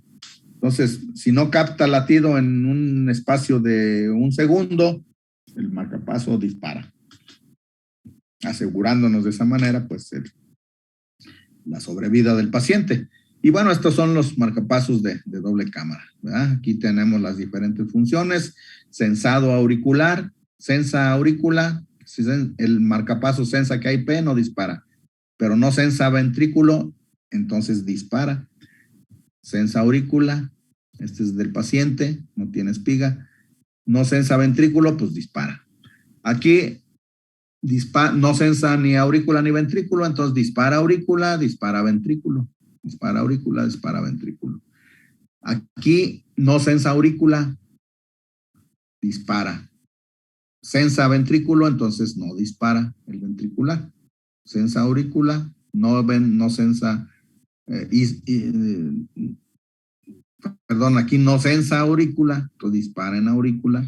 No sensa ventrículo, y si sensa ventrículo, entonces no hay disparo de ventrículo, ¿verdad? Y aquí puede estar sensando las dos, entonces no dispara. Y aquí si un médico que no tiene pues la preparación de la especialidad para interpretar adecuadamente un marcapaso, ve este trazo en un paciente que tuvo un episodio de mareo, va a decir, caray, pues no hay marcapaso, ¿verdad? El marcapaso no está funcionando. Pues no, primero hay que ver la frecuencia. Si el marcapaso está programado a 60 y esta frecuencia es de 62, 61, 70, 80, pues el marcapaso está sensando los latidos del paciente y no está disparando. Si el marcapaso está programado a 60 y esta frecuencia es de 40 o de 45 o de 50, entonces el marcapaso ya no está funcionando. Aunque tengan cuidado, la programación del marcapaso en la actualidad le damos 60 latidos en el día, pero le damos 55 o 60 en la noche. ¿Con qué fin? Pues normalmente en la noche tenemos menos latidos, entonces nuestro cerebro no ocupa 60 latidos, con 55, 50 está bien.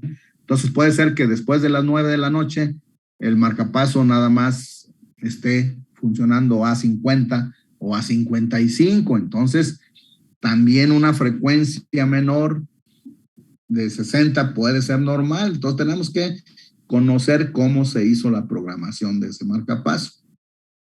Antes de decir, este marcapaso no está funcionando, ¿verdad? No lo veo, no está funcionando. No, cuidado con decir delante del paciente y del familiar, este marcapaso no está funcionando. Mientras yo no tenga la seguridad, no lo puedo asegurar, ¿verdad? Tengan mucho cuidado, que sí me han hablado, pacientes, por compañeros médicos, habitualmente médicos generales, que les dicen que no están funcionando, ¿verdad? El marcapaso, porque no ven la espiga. Bueno, aquí está otro marcapaso de doble cámara, pues donde todos los latidos tienen 2 espigas. Entonces, aquí hay estímulo, bueno, el marcapaso estimula aurícula, estimula ventrículo, aurícula, ventrículo, aurícula, ventrículo. Siempre hay 2 espigas y es un funcionamiento, pues, habitual, por decirlo así, ¿verdad? Otro marcapaso, en este caso, es un BBI, se le llama, que es nada más un electrodo en ventrículo, que pues se siguen poniendo, pero por cuestiones de costos, pero ya casi no se pone el ventricular solo, se pone siempre aurícula y ventrículo. De repente hay latidos del paciente, entonces el marcapaso no dispara, ¿verdad? Aquí tenemos un paciente bloqueado,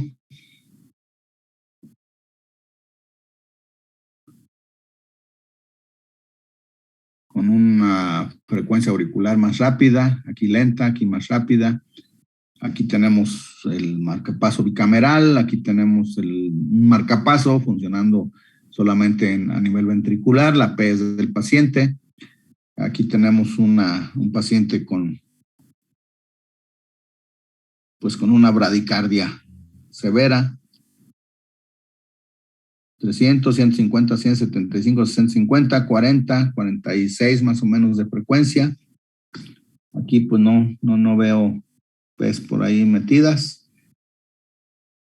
Y aquí pues tiene una frecuencia normal. Aquí tiene un electrodo en aurícula que conduce en un nodo AB pues aparentemente normal, como un PR normal, y latido ventricular del paciente. Entonces, cualquiera de estos puede ser bueno, aquí obviamente esta frecuencia no es la adecuada, ¿verdad? Acá tampoco, pues está bloqueado. Entonces, bueno, pues otra vez aquí les pongo un marcapaso. Este es un resincronizador. Este tiene 3 electrodos. Vean, uno en aurícula, otro en ventrículo y otro en el seno coronario. Este es un marcapaso que se utiliza para el tratamiento de la insuficiencia cardíaca cuando ya los medicamentos no son suficientes. El paciente tiene una fracción de expulsión muy baja, está en etapa D y pues ya no responde a tratamiento médico. Entonces, una opción es un resincronizador.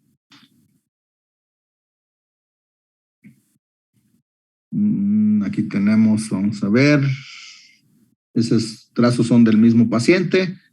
Acá arriba vemos una espiga ventricular, otra espiga ventricular.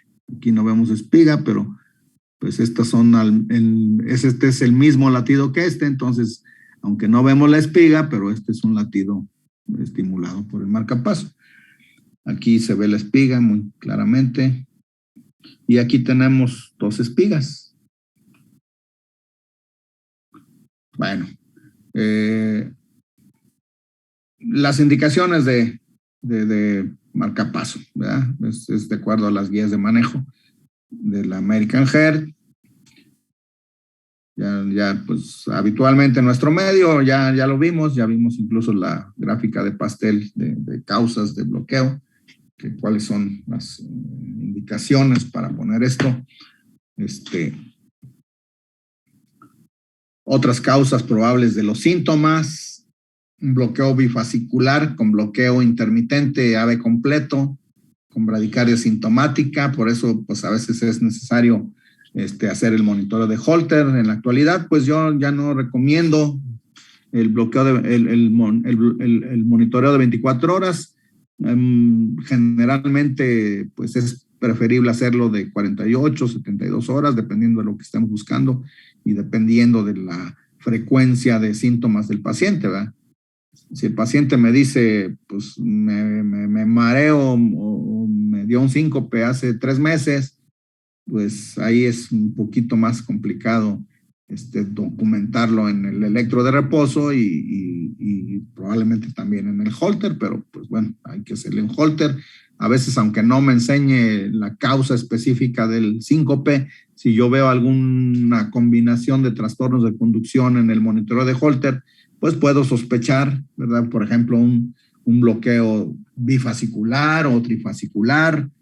Pues puedo sospechar que la causa del síncope fue un bloqueo AV completo intermitente, ¿verdad? Paroxístico. Bueno.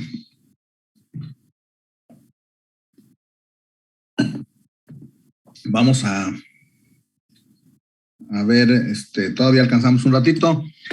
Vamos a ver cómo es el complejo. Ya les dije, pues, que en cuestión de arritmias, ya terminamos lo de bloqueos.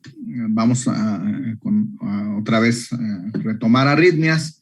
En cuestión de arritmias, pues, lo más conveniente es decir, si la taquicardia que yo estoy viendo tiene complejo estrecho, pues es supraventricular. Si tiene complejo ancho, pues es ventricular, muy probablemente. Sin embargo, bueno, pues también existen otras consideraciones que debemos tomar en cuenta, que tenemos que saber que existen para poder establecer en forma definitiva en dónde se está originando ese ritmo ectópico, en las aurículas, en el nodo AV o en los ventrículos. Y entonces, pues tenemos que saber cómo es el complejo QRS en las arritmias supraventriculares. Pues aquí tenemos una serie de ritmos, empezando desde el sinusal, auriculares, nodales.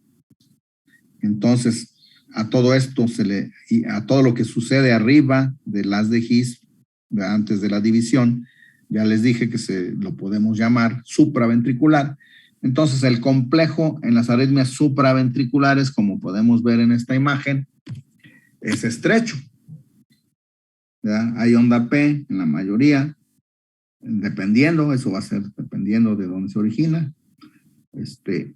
Pero el QRS, hablando de QRS, pues es estrecho. ¿Por qué? Porque si se origina aquí, tiene que pasar por nodo AV y correr por el haz de His y despolarizar los ventrículos de la manera normal, por las ramas derecha-izquierda.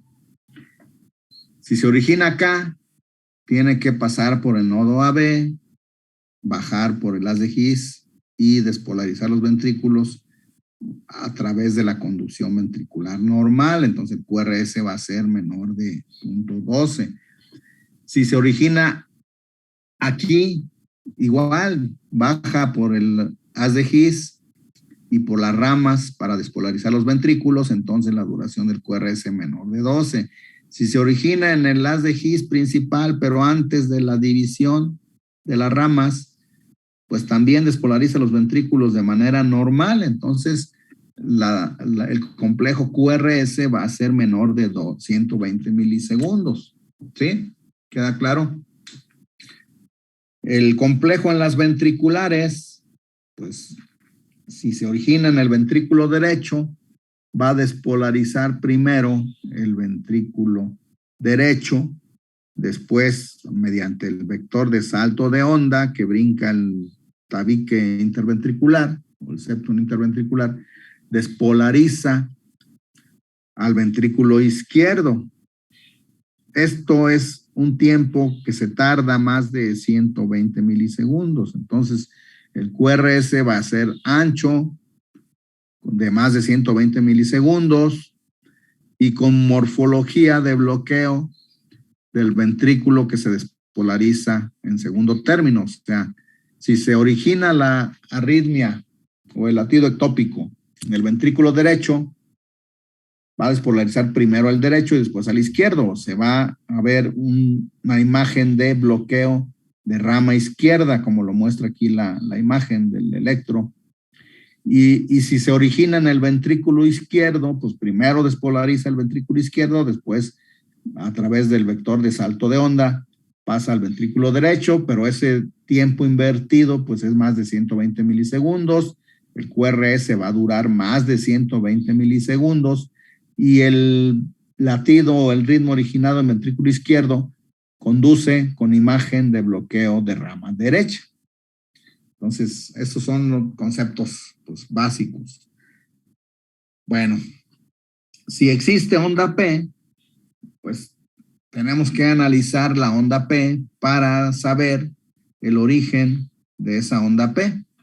Entonces, el origen de esa onda P puede ser el nodo sinusal, puede ser un marcapaso en aurícula, en la parte alta de las aurículas, en la parte baja de las aurículas o en el nodo AB.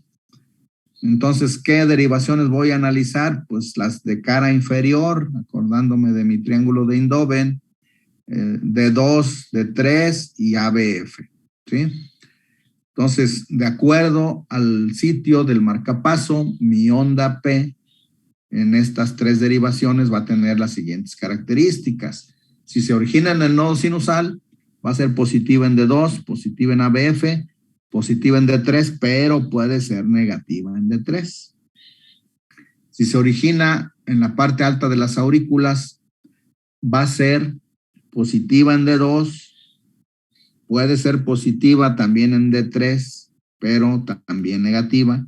Puede ser positiva en BF, pero también negativa. Y si se origina en la parte del nodo o en la parte baja de las aurículas, ya lo vimos con la gráfica que les enseñé en la clase anterior, si se origina aquí, pues va a despolarizar las aurículas hacia arriba. Entonces, estas tres derivaciones van a captar un vector que se aleja de ellas y van a escribir una P negativa en las tres derivaciones, porque las tres derivaciones están acá abajo y están observando a este vector que se va hacia arriba, a este que se va hacia arriba. Entonces, va a escribir P's negativas en las tres derivaciones.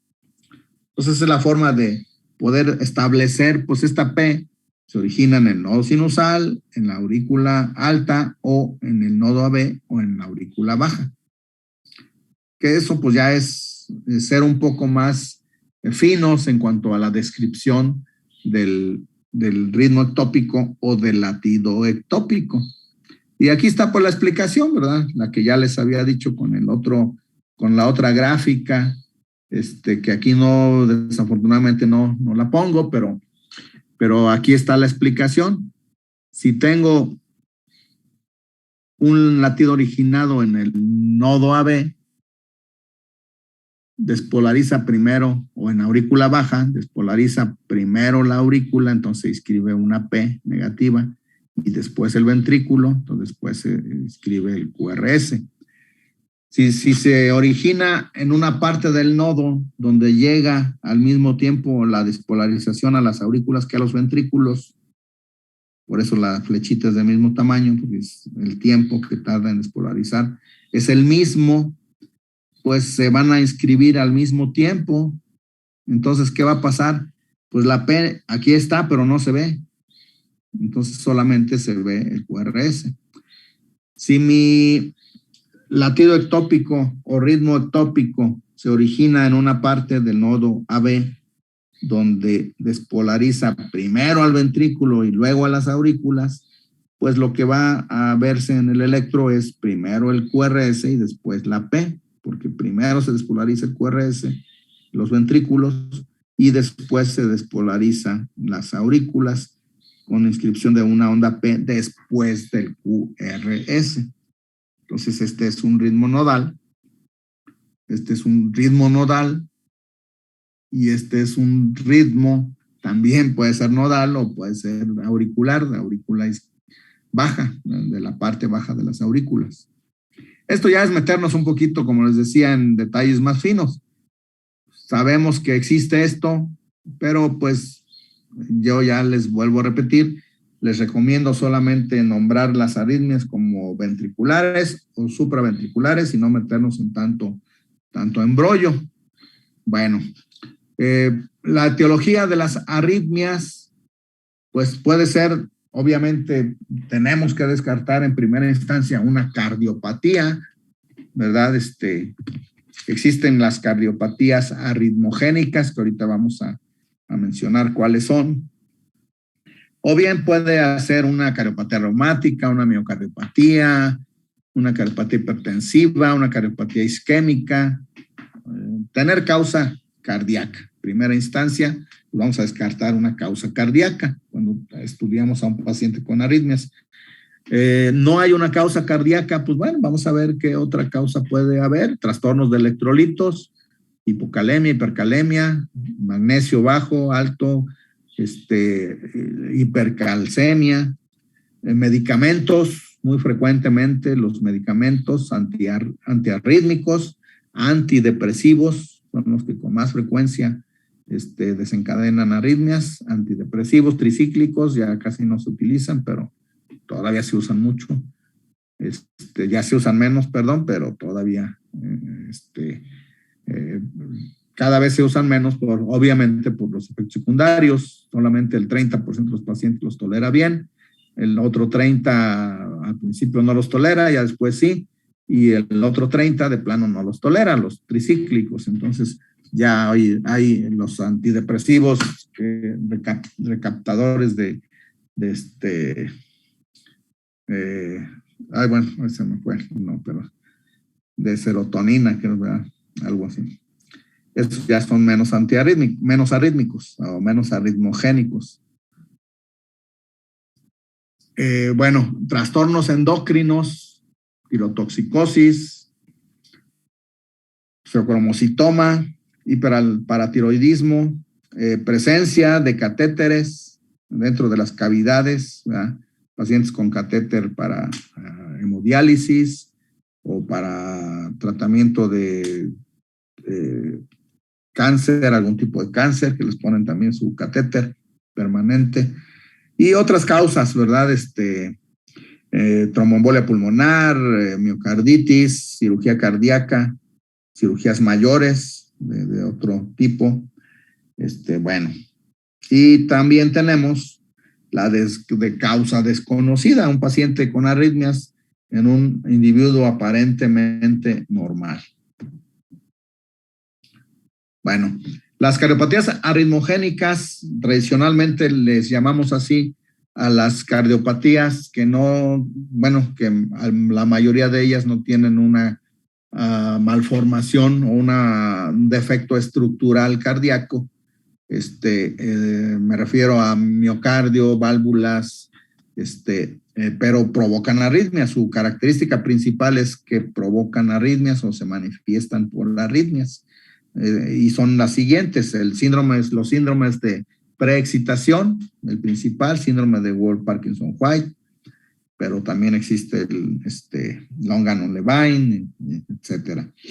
El síndrome de Leber o de Lenegri, que es la enfermedad degenerativa del sistema de conducción, la enfermedad del nodo sinusal o síndrome del seno enfermo, así se le llama también, síndrome de QT largo, que es causa de muerte súbita, displasia arritmogénica de ventrículo derecho. Aquí sí hay una malformación en el ventrículo derecho, característica, que se hace el diagnóstico con ecocardiograma, y presencia de taquicardias ventriculares originadas en esa parte del ventrículo derecho que está displásica.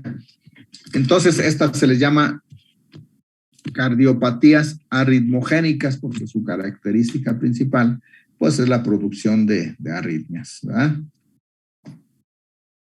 Bueno, vamos a ver algunos otros trazos. Aquí tenemos un trazo con una onda P, QRS, T, PQRS, T y un espacio donde no hay latido, y de repente pues aparece un latido que no tiene onda P, es un QRS, no es ancho, pues mide 80, 90 milisegundos, Este es un latido de escape. Aquí hubo una pausa, un paro sinusal, y apareció un latido de escape. Luego viene otro latido ya con P, pero se fusiona. Este es un latido de fusión, porque ya hay P, aunque el QRS pues, está algo parecido a pero no está igual. Es un latido de fusión. Acá abajo tenemos, este es un escape supraventricular porque el QRS está estrecho. Aquí tenemos una P con PR largo, QRS, P, PR largo con QRS, luego una P que no conduce, bloqueada, no hay latido ventricular y de repente aparece un QRS ancho de más de 12.12 segundos con una pesita por acá detrás del QRS.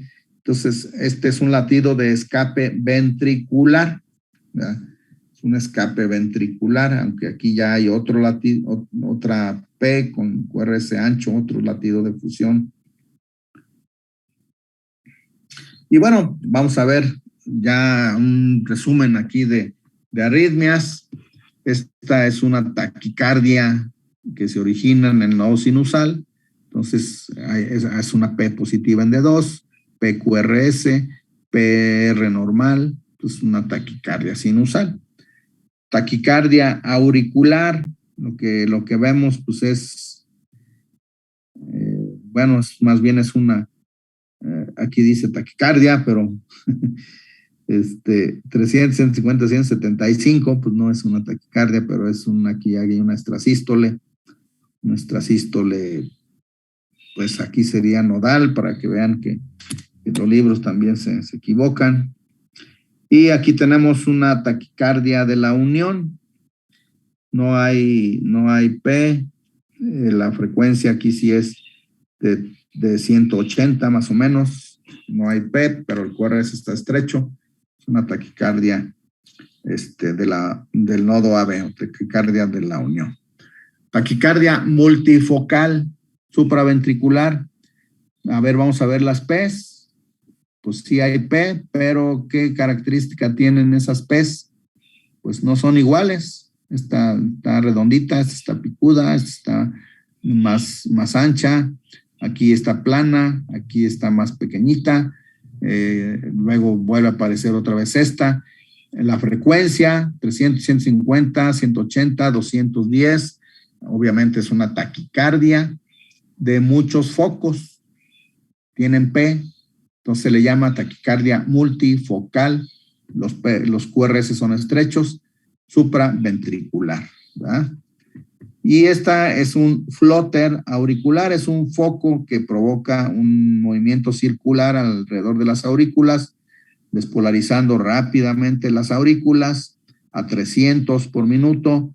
Entonces es un flóter auricular. Aquí la conducción en un flóter nuevo habitualmente es 2:1. Aquí hay otra vez dos posibilidades de esta frecuencia. La frecuencia auricular es 300, dijimos.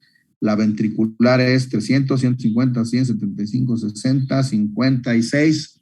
Entonces, hay dos explicaciones. O el paciente tiene enfermedad degenerativa del nodo AB y ya no conducen esas ondas F rápidas. O es un flóter ya con tratamiento, ¿verdad? Con tratamiento que ya bloqueó parcialmente el nodo AB y ya bajó la frecuencia ventricular. Y vean la diferencia fisiopatológica entre flóter, que es un mismo foco que rápidamente rodea las aurículas y vuelve a despolarizarlas a 300 por minuto, a 400 a 600 focos que disparan de manera simultánea a los ventrículos. Obviamente no pasan todos porque el nodo AB detiene la mayor parte de ellos, pasan de 100 a 200 por minuto y bueno, provocan esta imagen que es una fibrilación auricular, no hay onda P, hay una línea isoeléctrica irregular que nos muestra las ondas F minúsculas, acá es F mayúscula, y la irregularidad de los RR, ¿verdad? Entonces eso nos establece el diagnóstico de fibrilación auricular, ausencia de onda P, RR irregular y presencia de ondas F, son los tres criterios diagnósticos de fibrilación auricular. Y bueno, aquí esto, ya habíamos visto este tipo de alteración. Aquí tenemos una P QRS, PR normal, QRS, y de repente no hay latido. Aquí debería caer el siguiente latido, aquí el siguiente, hasta que aparece otra vez un latido sinusal. Y acá abajo, aquí no hay ninguna relación de múltiplo entre esta distancia y esta. Y acá abajo sí. Entonces este es un paro sinusal y este es un bloqueo seno-auricular. Aquí hay una relación de múltiplo, aquí no hay P donde debe caer, pero si medimos esta distancia, otra vez con el papelito que les recomiendo que marquen sus distancias de P a P, medimos la distancia y la siguiente P cae donde debe de caer, acá no, pero aquí sí. Entonces aquí hubo un disparo del nodo sinusal, pero no salió el disparo del nodo, se quedó bloqueado, entonces un bloqueo seno-auricular. Hay disparo sinusal que no se registra en el electro, pero no hay despolarización auricular. Pero el nodo espera el tiempo correcto para volver a disparar. Por eso la distancia entre estas dos P's, pues hay una relación de múltiplo con la distancia entre una P y otra.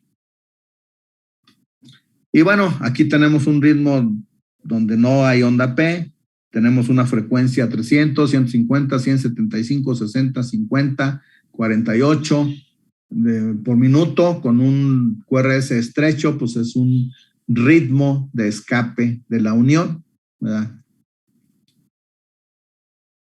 Este es un ritmo también de la unión, no hay P, QRS estrecho, pero la frecuencia 300, 150, 100, 75,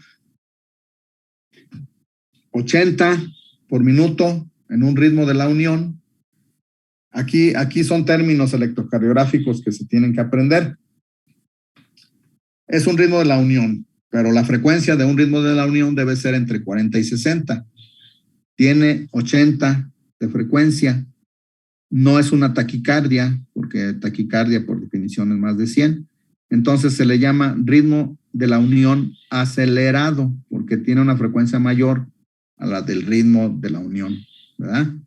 Bueno, pues aquí dejamos, pues ya adelantamos un poquito lo de electro, muchachos, aquí le dejamos y pues ya nos vemos si quieren, pónganse de acuerdo, si mañana vemos otra vez un rato de 8 a 10, me aviso.